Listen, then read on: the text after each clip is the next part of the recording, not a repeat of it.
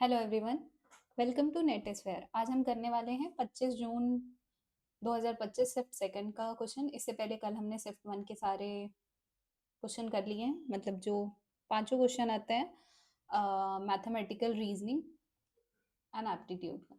और आज हम मैथमेटिकल रीजनिंग एंड एप्टीट्यूड का 25 जून शिफ्ट सेकंड का क्वेश्चन करने जा रहे हैं। ठीक है, हमारा पहला क्वेश्चन है match the list one with list two. List one में हमारे क्वेश्चंस गिवन है और लिस्ट टू में उसका आंसर है। ठीक है,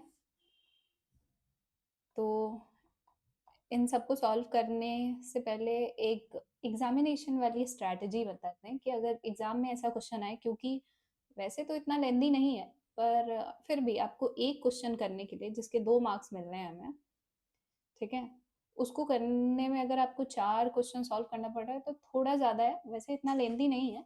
हम एग्जैक्टली बताना ये चाह रहे हैं कि अगर ऐसा हो कि हमें चारों सॉल्व करने की बजाय सिर्फ कोई एक या दो ही सॉल्व करने से हम आंसर तक पहुंच सके, तो वो हमारे लिए स्मार्ट स्ट्रैटेजी होगी, है ना।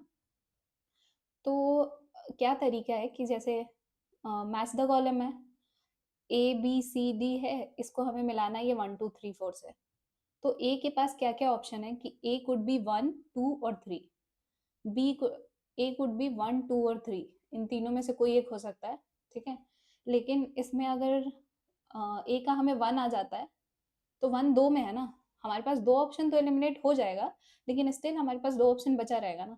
तो अगर हमें ऐसा कोई लेटर मिलता है, ए बी सी डी में से कोई भी ऐसा मिलता है जिसमें चारों ऑप्शन अलग अलग हो, तो उसके फायदे बताती हूँ क्या है। बी में भी 3 कॉमन है, 2 3 4 है, और सी में जो है 1 2 3 4 है।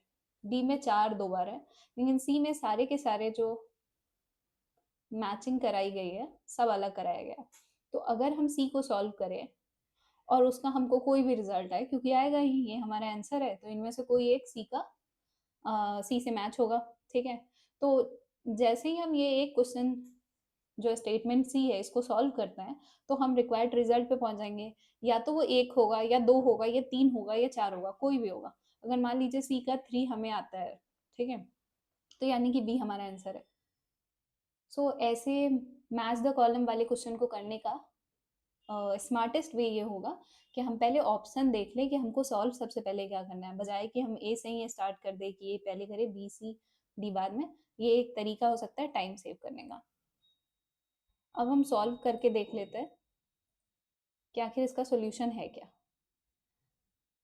यहाँ जो क्वेश्चन गिवन है, इनको करने के लिए जो आपको कुछ पहले से पता होना चाहिए वो है ये दो फॉर्मूला। ठीक है,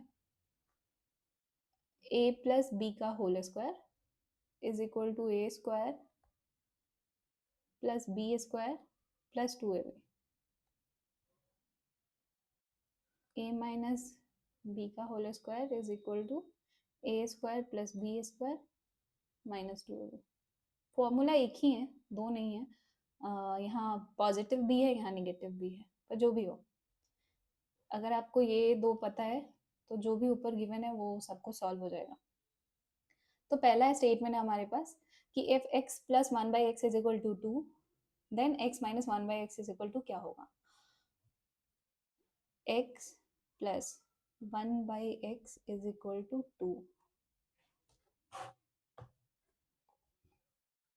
इसमें हम दोनों साइड स्क्वायर कर सकते हैं, L H S R H S दोनों साइड, कोई फर्क नहीं पड़ेगा इस इक्वेशन को, है ना। ये हमारा गिवन इक्वेशन है, तो इसको कोई फर्क नहीं पड़ेगा अगर हम दोनों साइड स्क्वायर कर लिए तो ये जो है ये ए प्लस बी के होल स्क्वायर के फॉर्मूला पे जाएगा। ये हमारा ए हो गया, ये हो गया बी। तो ए प्लस बी का whole square is basically A square plus B square plus 2ab, 2 into A into B is equal to 2 का स्क्वायर 4। एक्स इंटू 1/x में ये एक्स एक्स कैंसिल हो जाएगा क्योंकि हम इसको मल्टीप्लाई कर रहे हैं। तो x square plus 1/x square हमें क्या आ गया, 4 minus 2 which is equal to 2। ठीक है, अब हमें निकालना क्या है, x माइनस 1/x निकालना है कि ये कितना होगा। तो हम क्या करते हैं कि हम ना x माइनस 1/x का स्क्वायर निकालते हैं, ये फाइंड आउट करते हैं और जितना भी आएगा उसको रूट कर देंगे। ठीक है, ऐसे भी तो निकाल सकते हैं ना, अगर हमारे पास किसी का स्क्वायर वैल्यू दिया है तो उसको स्क्वायर रूट करेंगे तो हमें उसका वैल्यू निकल जाएगा। तो x माइनस 1/x, इस ये हमारा a माइनस बी का होल स्क्वायर हो गया। सो ये रहा x square plus 1/x² minus 2 into x into 1/x, right. X square plus 1/x, x square जो यहाँ दिया है, यहाँ 2 आया है हमें, जो भी गिवन इक्वेशन था उससे हम ये डराइव किए हैं कि x square plus 1/x² is equal to 2, है ना। तो ये हम यहाँ पे वो वैल्यू डालते हैं, x plus 1/x² is equal to 2 minus 2, ये x क्रॉस हो जाएगा तो 2 माइनस 2 इज इक्वल टू 0। तो अगर हमारे पास दिया है 1x minus 1/x² is equal to 0, तो जब हम 0 का स्क्वायर रूट करेंगे तो भी हमें 0 आएगा, यानी कि x minus 1/x is basically 0। ठीक है, तो यही निकालना था हमें कि x माइनस 1/x क्या होगा, तो वो 0 हो गया, दैट इज 3। तो a का 3 होगा, a का 3 एक बार में ही सॉल्व हो गया कि यही होगा। इन केस a का 1 हुआ होता तो कन्फ्यूजन भी होता, पर a का 3 है तो हमारा आंसर हो जाएगा ऑप्शन डी। जो मुझे एक और चीज़ इस क्वेश्चन पर्टिकुलर स्टेटमेंट ए में बताना है वो ये है कि ये जो x plus 1/x is equal to 2 है, अगर हम इसे हिट एंड ट्रायल मेथड से देखें तो सिर्फ x का वैल्यू जो है 1 ही है जो इस इक्वेशन को सेटिस्फाई कर सकता है, मतलब 1 प्लस 1/1 क्या होगा, 1 प्लस 1 होगा इज इक्वल टू 2। इसके अलावा कोई भी वैल्यू इसको सेटिस्फाई नहीं करेगा, मतलब आप ट्राई करके देख सकते हैं कि क्या होगा। तो अगर x हमारा 1 है, x अगर 1 है तो ये क्या हो जाएगा, 1 माइनस 1/1, तो 1 माइनस 1 इज इक्वल टू 0। तो ये इस तरीके से भी 0 तो पहुंचा जा सकता है, पर ये वाला जो प्रोसेस है, ये वाला प्रोसेस है कोई भी इस टाइप का क्वेश्चन आता है तो उसको करने के लिए सो लेंदी है, बट ये है सही अप्रोच इस टाइप के क्वेश्चन को सॉल्व करने के लिए, और दिस वन इज शॉर्टकट। अब चलते हैं नेक्स्ट वाले पे, B number. x minus Y is equal to 1, right, और x माइनस वाई गिवन है 1, x square plus Y square given है 41, और हमें निकालना क्या है, x प्लस वाई निकालना है। तो जो हमने पहले किया है कि हम दोनों तरफ स्क्वायर करते हैं इस इक्वेशन में, दोनों तरफ स्क्वायर करेंगे x माइनस वाई का होल स्क्वायर और 1 का स्क्वायर 1 ही। सो ये अकॉर्डिंग टू फॉर्मूला ये क्या हो जाएगा, x square plus Y square minus 2xy, right, which is equal to 1। X square plus Y square given है 41 है, तो वो हम यहाँ डालते हैं 41 minus 2xy is equal to 1। 1 यहाँ पे पॉजिटिव है या प्लस में है, तो ये जब LHS में जाएगा तो ये माइनस हो जाएगा, और 2xy जो यहाँ पे निगेटिव माइनस साइन में है वो उधर जाएगा तो प्लस हो जाएगा। So basically 2xy is equal to 41 minus 1 is equal to 40, ठीक ना। तो क्या xy कितना हो गया फिर, 40/2 विच इज 20, ठीक है, xy हमारा 20 आ गया। तो इस इक्वेशन से हमने डराइव किया क्या कि xy हमारा 20 है और x square plus Y square is equal to 41 already given है। तो अब हम निकालते हैं कि x प्लस वाई क्या होगा। तो जैसा हमने पहले वाले क्वेश्चन में भी किया है, हम क्या करेंगे, x प्लस वाई का होल स्क्वायर निकालेंगे और जो भी वैल्यू आएगा उसका स्क्वायर रूट कर देंगे। तो x प्लस वाई का होल स्क्वायर क्या होगा, x square y square plus 2xy, right.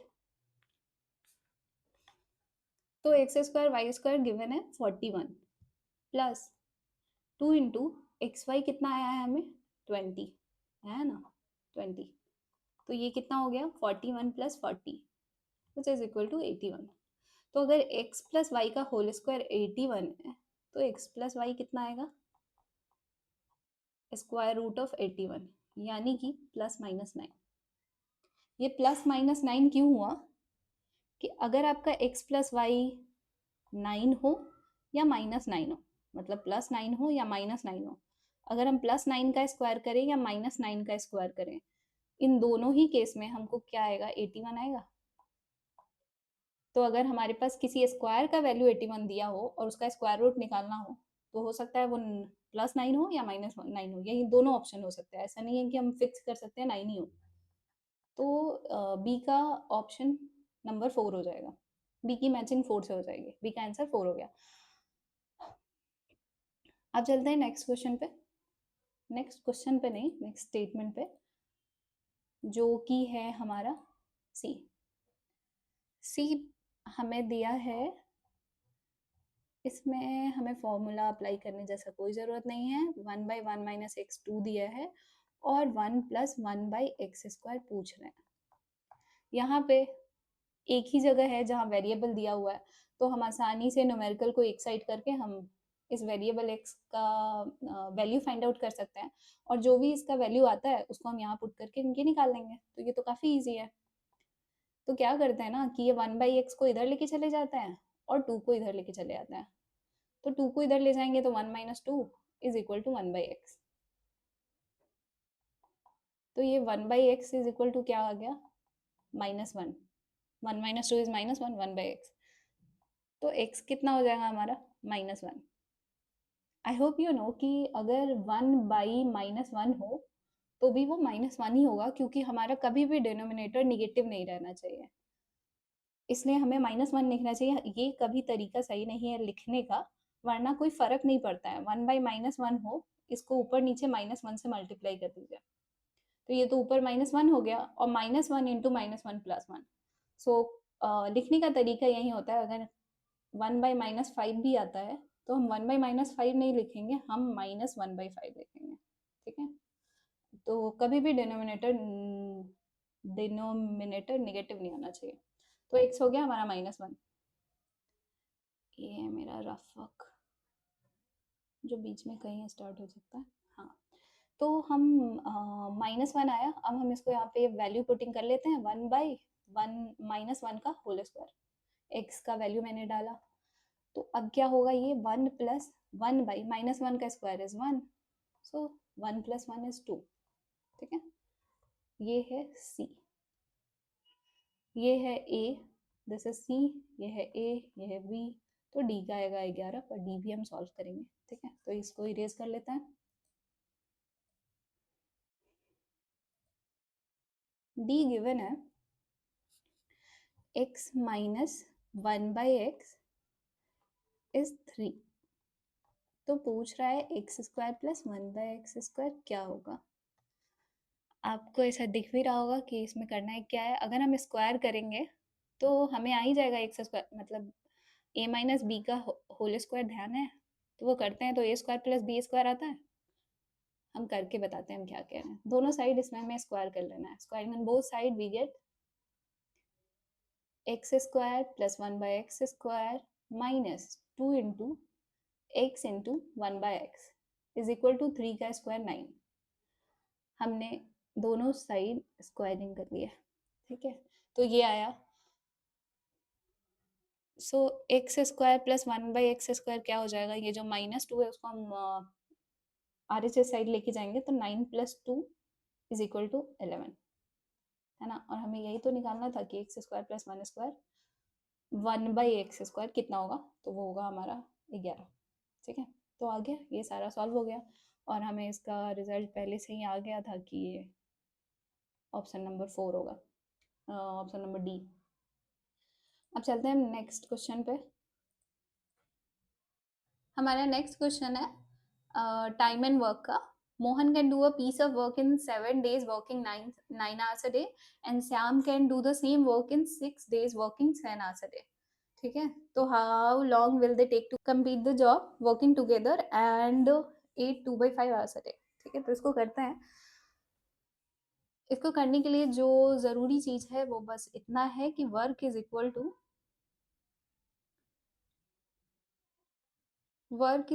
To time into efficiency.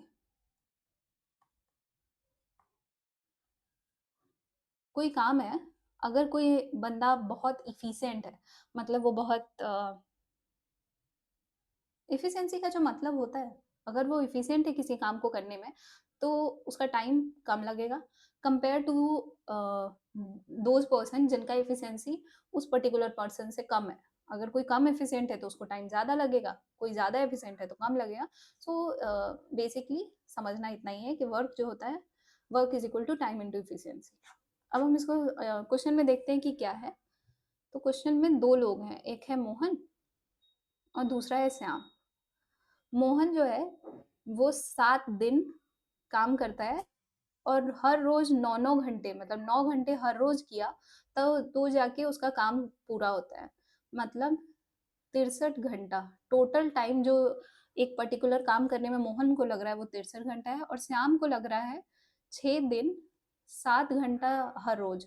6 रोज काम करता है और 7 घंटे हर रोज काम करता है, यानी कि 42 घंटे। एक पर्टिकुलर काम जो सेम वर्क है, यहाँ लिखा है ना सेम वर्क, काम अगर सेम है तो उसी काम को करने में मोहन को ज़्यादा टाइम लग रहा है, श्याम को कम लग रहा है, मतलब श्याम ज़्यादा एफिशिएंट होगा मोहन से, लेकिन कितना वो हमको कैलकुलेट करना होगा। तो वो हम करते हैं कैसे, वर्क निकालते हैं। मोहन का काम कैसे निकलेगा, मोहन का टाइम 63 इंटू मोहन की इफिशियंसी लेट से एम, हमें पता नहीं है तो हमने एम ले लिया, इज इक्वल टू श्याम का जितना टाइम लगा है वो 42 इंटू उसकी इफिशियंसी एस। ये भी वर्क ही रिप्रेजेंट कर रहा है, ये दोनों work is equal to time into efficiency, और वर्क दोनों सेम है, मोहन ने भी जो काम किया श्याम ने भी जो काम किया दोनों सेम है, तो ये दोनों बराबर हो जाएंगे। इससे हमें निकल के आएगा m upon S which is 42 upon 63, that is 2:3। तो यहाँ से हमको पता चल रहा है कि मोहन 2 यूनिट इफिशियंट है तो श्याम 3। ये बेसिकली इनका रेस्पेक्टिव रेशियो दिया हुआ है मोहन एंड श्याम की इफिशियंसी का। एग्जैक्ट तो हमको पता नहीं है, तो एग्जैक्ट क्योंकि हमको नहीं पता है कि कितना एफिशिएंट है, लेकिन हमको इतना पता है कि 2 का कोई मल्टीपल है, और जो जितना मल्टीपल यहाँ है उतना ही यहाँ पे भी है, तभी तो रेशियो 2:3 आया है ना, क्योंकि जो भी मल्टीपल होगा वो आपस में कट गया होगा, वो 2:3। वो 42-63 नहीं है, 42-63 तो टाइम का रेशियो है। इफिशियंसी के रेशियो में भी कोई मल्टीपल हो सकता है 2-2 हो, यानी कि 4/12 हो ऐसा। तो हमें इफिशियंसी सिर्फ रेशियो या रेस्पेक्ट में ही पता चलता है कि कोई इंसान कितना इफिशियंट है, वो किसी के कंपेरिजन में ही पता होता है, या तो वो परसेंटेज में दिया हो या फिर वो रेशियो में दिया हो। तो यहाँ हमारे पास जो मोहन और श्याम का इफिशियंसी का रेशियो आया है 2:3। एब्सोल्यूट नंबर हमारे पास नहीं है, तो इसको एब्सोल्यूट नंबर में कन्वर्ट करने के लिए 2 को मैंने यू से मल्टीप्लाई किया है और एस को 3 से, यानी कि जब हम एम अपॉन एस करेंगे तो 2u/3u, यू खत्म हो जाएगा, 2:3 आ जाएगा। सो इससे कोई फर्क नहीं पड़ेगा, तो मेरा मोहन का इफिशियंसी मैंने 2u लिया है और श्याम का 3u। जो हमारा अब आगे काम है वो ये है कि ये जो सेम वर्क है इसको करने के लिए वर्किंग टुगेदर दोनों आदमी साथ आ गए हैं, ठीक है। काम अभी भी वही है जो पहले था, यानी कि ये 63m या फिर 42s, उस काम को करना है, और अब करना 8/2 आवर है। ये 8/2 आवर मतलब क्या हो गया, 40 2 42/5 घंटा, हर रोज 42/5 घंटा देना है, तो बताना है कि आखिर कितने दिन तक करना पड़ेगा, तब जाके ये पूरा काम कंप्लीट होगा। सो सेकेंड हाफ हम क्वेश्चन का इधर करते हैं, ठीक है। सो अब हम हमारी एफिशिएंसी जो है, जो हमको नेक्स्ट जो काम है इसमें इफिशियंसी हमारी हो जाएगी मोहन की इफिशियंसी प्लस श्याम की इफिशियंसी, ठीक है, विच इज 2 यूनिट प्लस 3 unit is equal to 5 unit. दोनों आदमी मिलके काम कर रहे हैं तो इफिशियंसी इन दोनों का सम हो जाएगा, 5 यूनिट का इफिशियंसी हो गया। टाइम हमको नहीं पता है कि टाइम इन दोनों को कितना लग रहा है, कुछ लगेगा, लेकिन वर्क हमको पता है कितना है। वर्क या तो 63m लिखे या 42s लिखे, दोनों से फर्क नहीं पड़ेगा, हम बताते हैं कैसे। 63 इंटू एम, एम कितना है 2u, तो ये कितना हो गया 126u, या फिर हम इसको निकाल सकते हैं 42s से, s कितना है 3 यूनिट, तो ये कितना हो गया 126u। Both cases work same है तो सेम ही आएगा। तो हमारे पास इफिशियंसी गिवन है 5 यूनिट की, वर्क गिवन है, इफिशियंसी गिवन है, वर्क गिवन है, तो टाइम निकल जाएगा हमारे पास। अगर हम वर्क अपॉन इफिशियंसी करें तो टाइम निकल जाएगा। तो जो टाइम है वो हो गया हमारा वर्क अपॉन इफिशियंसी, ये इनका शॉर्ट फॉर्म है। वर्क है हमारा 126 यूनिट का और इफिशियंसी है हमारे पास 5 यूनिट, है ना, दोनों का मिलके यू से यू कैंसिल, एंड ये हो गया 126 अपॉन 5 आवर्स। हम इन दोनों को मिलके टोटल लगेंगे 126/5 घंटा। लेकिन इसमें दिया है कि मतलब ये टाइम निकालने के लिए हर रोज काम कर रहे हैं ये लोग कितना, 42 आवर पर डे। हमें ये नहीं पता है कि आखिर कितना दिन उन्होंने काम किया है, लेकिन इनको टोटल 126/5 घंटा काम करना है। तो ये डे निकालने के लिए ये मल्टीप्लीकेशन में इसको डिवाइड कर दे तो आ जाएगा, सॉरी 42/5 है, 42/5 घंटा पर दिन के हिसाब से ये दोनों काम कर रहे हैं। तो इसको अगर हम इधर डिवाइड कर दे तो निकल जाएगा कि आखिर कितना दिन। तो ये जो वॉट है इज इक्वल टू 126/5, डिवाइड में जाएगा तो मल्टीप्लाई होगा, ये अपोजिट हो जाएगा, ऐसे भी डिवाइड में ये 5/42, ठीक है, 5 से 5 कैंसिल और ये हो गया 3 टाइम्स, यानी कि हमें लगेगा, हमें नहीं, इन दोनों को लगेगा 3 दिन। Option A is the right answer. Mohan और श्याम जब मिल के काम कर रहे होंगे तो इनको 3 दिन 42/5 घंटा पर डे के हिसाब से काम करेंगे, तो इनको 3 दिन करना पड़ेगा और ये जो काम है ये कंप्लीट हो जाएगा, ठीक है। आई होप ये क्लियर होगा। तो हम चलते हैं नेक्स्ट क्वेश्चन पे। नेक्स्ट है हमारा तीसरा कंपाउंड इंटरेस्ट का क्वेश्चन। अभी तक हमने सिंपल इंटरेस्ट वाला क्वेश्चन किया था, लेकिन कंपाउंड इंटरेस्ट का नहीं किया है। कंपाउंड इंटरेस्ट में हम फॉर्मूला बता देते हैं क्या होता है।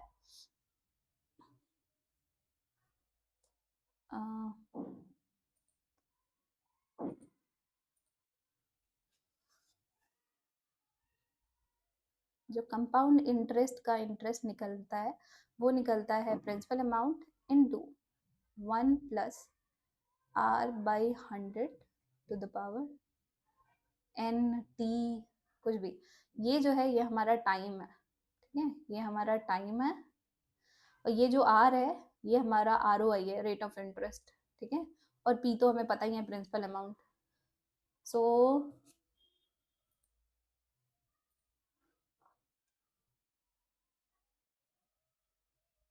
ये n लिखें t लिखें ऐसा कुछ भी, एक मिनट हम लिखते हैं इसको TN कुछ भी, ठीक है। यहाँ पे हम टाइम लिखते हैं, ये रेट होता है, वो इंटरेस्ट का रेट है, और इससे हमारा निकलता है क्या, तो कंपाउंड इंटरेस्ट निकलता है। क्वेश्चन दिया है a sum of money lent at compound interest for 2 years at 20% per annum would fetch 482 more if the interest was payable half yearly than if it was payable annually. Find the sum of money lent, ठीक है। ये हम बताते हैं कि आखिर पूछ क्या रहा है क्वेश्चन में। जैसे मैंने आपको बताया था पिछले वाले क्लास में कि सिंपल इंटरेस्ट में एक फिक्स अमाउंट होता है जो हर साल चार्ज होता है, ठीक है, मतलब इंटरेस्ट फिक्स इंटरेस्ट लगता है। लेकिन कंपाउंड इंटरेस्ट में प्रिंसिपल पे भी लगता है और इंटरेस्ट पे भी इंटरेस्ट लगता है, इसीलिए इसको कंपाउंडिंग कहते हैं, ठीक है। तो 2 साल के लिए अगर कोई ले रहा है और एनुअली ले रहा है तो 2 साल में कितनी बार, एक होगा पहले साल का एंड, ठीक है, फर्स्ट ईयर का एंड होगा, और एक जो है वो सेकेंड ईयर का एंड होगा, ठीक है। फर्स्ट ईयर के एंड में कोई इंटरेस्ट आएगा, आई आएगा, तो पी पे तो इंटरेस्ट लगेगा ही, सेकेंड ईयर में आई पे भी लगेगा, ठीक। लेकिन अगर हम हाफ ईयरली कर दें तो ये मेरा 4 टाइम पीरियड आ जाएगा, पहला, सॉरी, दूसरा, तीसरा, चौथा, 2 साल में 4 बार कंपाउंडिंग हो जाएगा, है ना। आई होप ये समझ आ रहा है, क्योंकि 2 साल में 4 हाफ ईयर आएंगे। तो कॉन्सेप्ट यही है कि ये 4 बार हो गया। अब इसमें बोल रहा है कि ऐसे आइडिया भी लगाया जा सकता है कि एक बार इंटरेस्ट जो कंपाउंड हो रहा है वो सिर्फ एक बार हो रहा है, या यूं कहिए दो इंटरेस्ट आपको देना पड़ रहा है। एक पहले बार का इंटरेस्ट कैलकुलेट होगा, देना तो दोनों पड़ता है, पर एक पहला ईयर का इंटरेस्ट कैलकुलेट होगा, एक दूसरे ईयर का। और इसमें जो है 4 बार इंटरेस्ट कैलकुलेट होगा, पहला, दूसरा, तीसरा, चौथा। तो यहाँ पे इंटरेस्ट थोड़ा ज़्यादा लगेगा। यहाँ पे जो रेट ऑफ इंटरेस्ट है वो है 20% पर एनम का, मतलब सालाना 20% है, तो हाफ ईयरली वाले में 10% लगेगा, बट स्टिल इस वाले केस में आपका इंटरेस्ट ज़्यादा हो जाएगा। तो लिख रहा है कि a sum of money lent at compound interest पे लेंड किया गया है, तो उस केस में जो आपको इंटरेस्ट फेच हो रहा है और जो इस केस में इंटरेस्ट मिल रहा है, ये वाला जो है ये 482 ज़्यादा है। तो सिर्फ इंटरेस्ट के बीच में रिलेशन दे दिया कि 482 ज़्यादा है, तो आपको प्रिंसिपल अमाउंट बताना है कि कितना है। ठीक है, तो हम इसको सॉल्व करते हैं। तो दो केस है।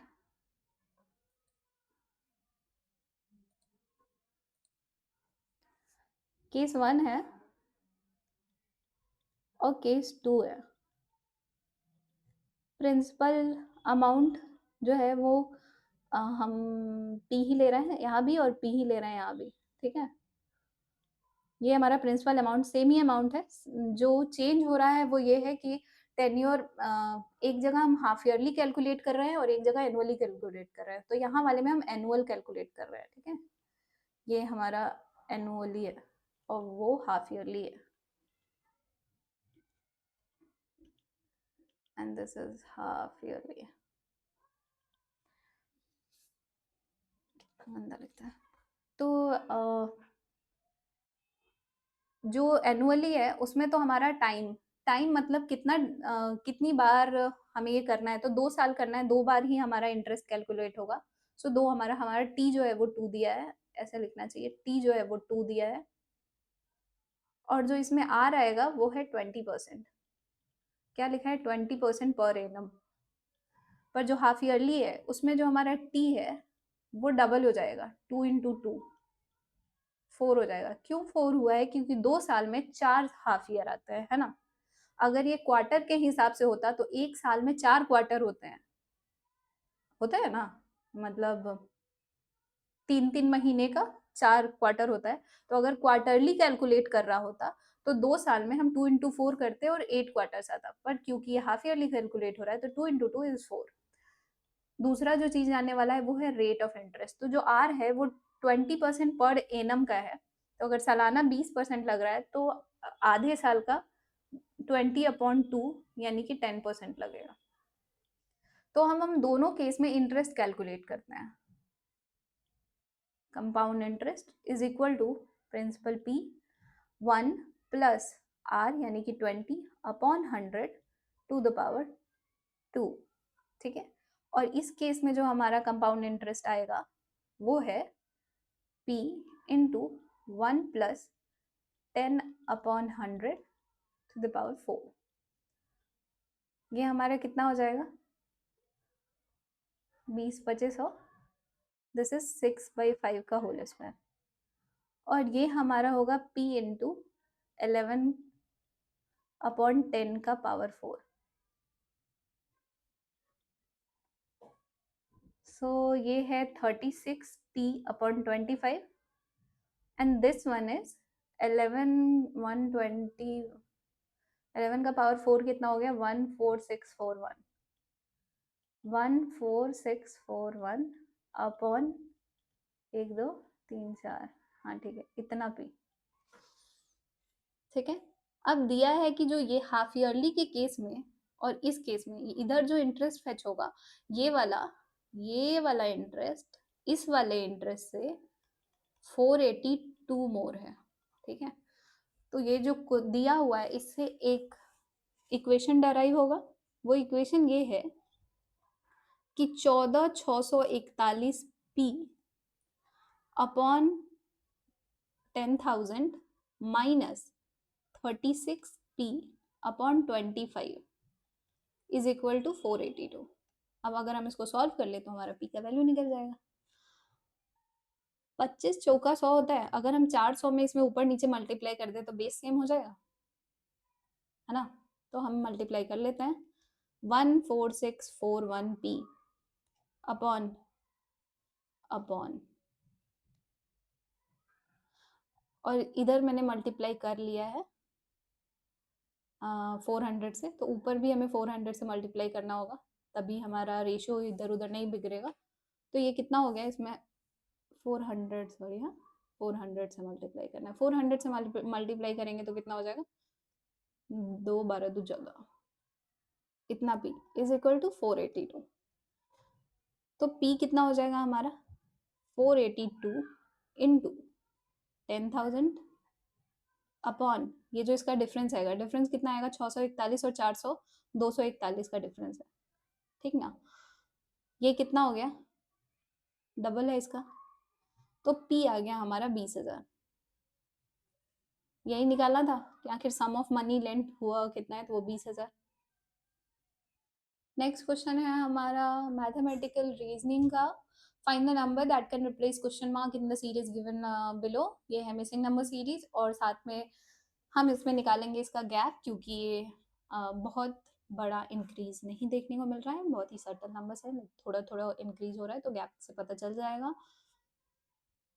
गैप हम 3 में +5 ऐड करेंगे तो 8 हो जाएगा, 8 में +7 15, और 15 से 24 जाने के लिए हमें चाहिए 9 ऐड करना है, यहाँ से यहाँ जाने के लिए हमें 11 ऐड करना है, और यहाँ से यहाँ जाने के लिए हमें 13 ऐड करना है। तो अगर ऐसा है सिनेरियो, तो नेक्स्ट हमें क्या ऐड करना होगा, 5 7 9 11 13, तो हमें 15 ऐड करना होगा। 15 अगर ऐड करते हैं तो 48 + 10 58, और 58 + 5 63। तो हमारा जो मिसिंग टर्म है, जो क्वेश्चन मार्क है, वो क्या हो जाएगा, 63, यानी कि ऑप्शन नंबर सी। अब चलते हैं नेक्स्ट क्वेश्चन पे। नेक्स्ट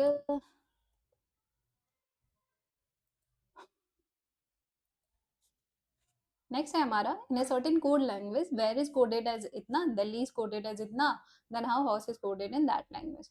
यहाँ पे गौर करने वाली बात ये है कि ये 5 ही वर्ड्स हैं इसमें, और इसके लिए कॉमा के साथ 5 नंबर्स दिए हैं, यानी कि हर एक लेटर को, 5 ही वर्ड नहीं, 5 ही लेटर्स हैं, हर एक लेटर को एक नंबर असाइन किया हुआ है।